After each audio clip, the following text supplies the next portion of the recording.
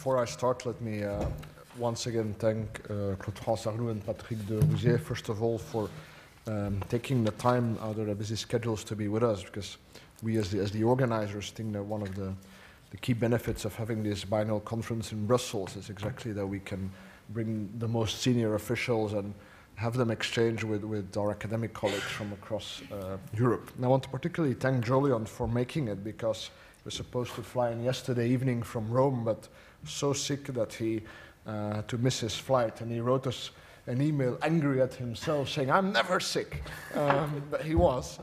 Nevertheless, this morning he managed to catch another flight. I wish all my academic colleagues would show such military devotion to duty, especially those who promise me chapters for the books that I edit. There are some in the audience maybe. Take an example. And thanks to you, of course. You know, at Egmont we really practice a comprehensive approach, civ-mil integration, to the point that usually afterwards you and I no longer remember who came up with which idea. Now, to really make a few points. I'm very much on Jolyon's line, but maybe I would just put it slightly differently, no? Exactly. I need to put it differently, clearly. Exactly the same, but differently. For the Flemish speakers, just hetzelfde maar anders.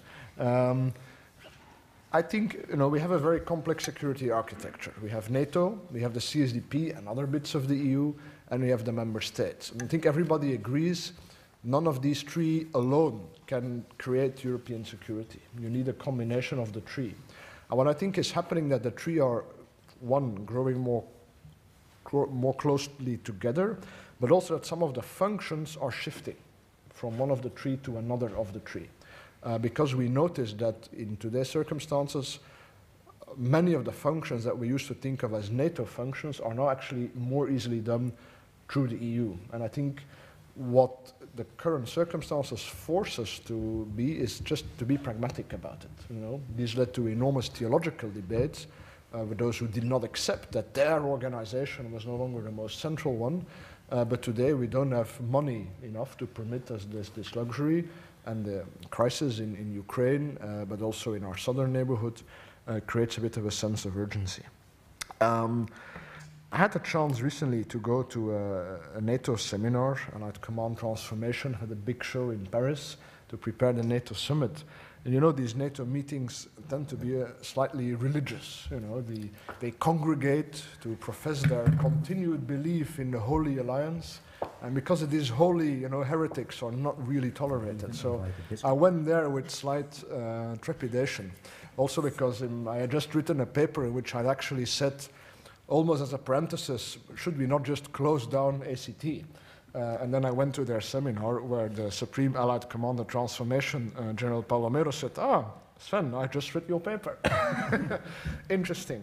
So I was a little anxious, but actually I needn't have been, because all what I thought were heretical thoughts that I was going to voice, I didn't have to say them. They were said by all the senior Americans there. With Chatham House rules, I can't mention them, but every single senior American said exactly what I wanted to say about this shifting of functions. Of course, Article 5, that's clear. Article 5 is Article 5 because the Americans are in it, and that's why we need them. But Article 5 is not going to solve the crisis in Ukraine.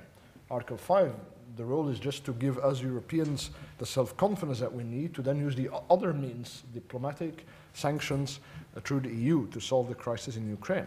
Well, and one of the Americans said, well, clearly, the NATO as an apparatus will have to focus a lot more, again, on territorial defense. He said that doesn't mean that NATO will no longer do nothing in crisis management in non-Article 5, but it is likely that in most crises, we will look to the EU to take the lead. I thought that's my line. Therefore, he said, NATO must be sure that it is ready to support the EU. In other words, you know, this NATO command structure, it's great, and I agree we don't need a second EU structure next to it, but we must make sure that it's available, which we are not. You know, in the Libyan case, you know, we only were able to activate it 1 or 2 days into the operation, which is far from the ideal solution. So when it comes to the function also of, you know, strategizing, deciding, well, why do we need a military instrument, and when and where and why do we think we need to use it. That function, that thinking is also clearly having to shifting away from NATO as an apparatus to the EU, because the Americans are saying increasingly, well, we're not going to take the initiative for you when it's about problems in your neighborhood. We want you to take the political initiative. And that political initiative can, of course, also come from groups of Europeans outside any organization, like when Britain and France got together on Libya.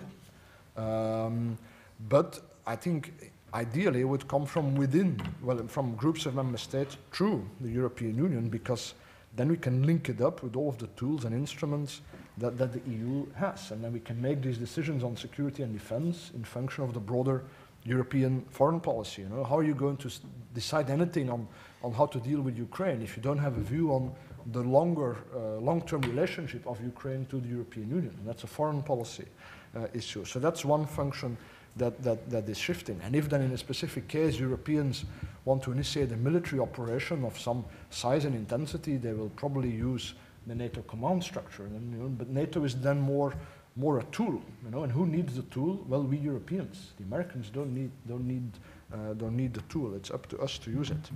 I think clearly also when it comes to developing the additional European capabilities that we need to be able to assume more responsibility, that function is shifting away from NATO to the EU. A senior American said, literally, the only successful smart defense projects in NATO are those that already existed and that we retroactively relabeled smart defense. Apart from that, there's nothing significant, no real new capability. I would not dare say that it's so much easier on the EU side, but it definitely is less difficult. And it's logical because it's a European problem. It needs to be solved through European cooperation. So it's only natural that it's less difficult in a forum where Europeans sit together among themselves. That's the EU and the CSDP. And let's not forget that actually, you know, now through smart defense, supposedly Europeans have to group together in NATO, but the whole point of NATO was always to avoid exactly that. You know, no European caucus within the alliance. So I always thought that smart defense was against the genes of the alliance. Anyway, this is now accepted. The best potential we have is in the EU. We know the short-term priorities. The European Council decided upon them, and the EDA is working upon them. The 4 programs that were welcomed on drones, cyber, satellites, and air-to-air refueling. But I think we also need to work on the other 8 priorities that the Foreign Affairs Council already identified in 2011. There are more than these 4, and we need to think long-term. Not just what are the immediate priorities, but in 2030, 2040, what actually do we want to be able to do? The real question there, I think, is what do Europeans want to be able to do without Americans? That's, I think, the question to which today there is no answer.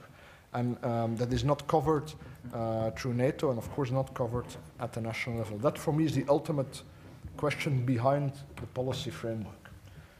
Not that you necessarily need to do it without the Americans in every case, but you know that it may be necessary, so you must be prepared. So the question for me is, what do Europeans want to be able to do without the Americans? What is our level of ambition? And if you know that, then you can translate it into capability objectives, and you can quantify them also, which I think today is a little bit lacking in the debate. So I always say, we like to say we need air-to-air refueling. But to do what, you know? Air policing of the Baltics, bombing Libya, something more further afield. If you don't know that, how to design the mix. And then finally, building those capabilities, then indeed the EDA, I think, comes in as the architect. It's Jo who came up with this image. He said, well, you're in this big apartment building called European Defense, individual member states can all afford just one apartment. But they need the building. So you need an architect to design a building that fits all of their needs, that fills all of their purposes. That architect that chairs the common configuration board of the member state that will design the building, that then interacts with the contractors, but that also keeps on interacting with the contractors throughout the life cycle of your eventual capability for common updating, so that you don't just start with something at the high end, technologically speaking, but it remains at the highest end throughout its life cycle. The EDA is then also well placed to incite member states who have taken part in a project not just to develop the equipment or whatever together, but also, if possible, to operate it together, to pool their logistics, etc., to do things cheaply. The Commission has a role to play here. The Commission was very ambitious in its July communication, ruffled a lot of feathers talking about EU-owned capabilities, but I think, let's be creative. Most of us don't have money, so let's not, for another theological reason, reject the role of the Commission too quickly. If, hypothetically, 10 member states join up to build a new drone, the Commission also needs drones. Why could it not take part, as if it were an 11 member state, and on the same pay its share and get its own share of the capability? And besides an architect, if you want to build something, you usually have to pass by the bank as well. Well, at least if you're on an academic salary. Well, we have a European Investment Bank. Why could we not try and involve this in defense as well, where every member state can open an account, can make down payments, because the problem is often that when you have money available on the defense budget, then there's always the risk that you take it away. Definitely in Belgium there is that risk. If you don't spend it within a certain time or there's next budget cut, so the thing to do is to transfer it as quickly as possible. This could be your EIB defense account, but you could also maybe borrow from that account. If you really think you need to be in a project, but you don't have the money available at that particular moment. So this can serve to bring member states together, make sure that not having the credit available just then is not a blockage to a project. So to conclude, I think really there is a strong dynamic now, and to use a really dangerous expression, c'est l'heure de l'Europe. I think people now, many people are pragmatic, and the pragmatists have accepted actually it's the Europeans who have to now come up with solutions. And they have all the means to do so if they want to. So now we must make sure that we do not fail, I think. That we do not fail. There are now really high expectations also from the Americans. But that's my conclusion, the pragmatists are on the rise. The question is, are there enough of them already? When Adlai Stevenson was running for the presidency of the United States in the 1950s, someone told him, Mr. Stevenson, all intelligent Americans will vote for you. And he says, yeah, I know that, but the thing is, I need a majority. Are the pragmatists already the majority? I hope we're getting close. Thank you.